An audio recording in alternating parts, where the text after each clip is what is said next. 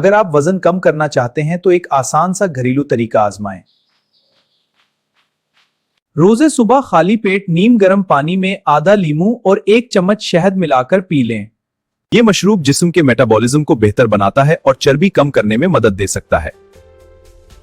साथ में रोजाना 20 से 30 मिनट वॉक भी करें। अगर बाकायदगी से ये रूटीन अपनाएं तो वजन कम करने में मदद मिल सकती है। रोजाना चहलकदमी और सादा वर्जिशें करें। अगर आप शुगर को कंट्रोल में रखना चाहते हैं तो अपनी खुराक में चंद आसान तब्दीलियां करें।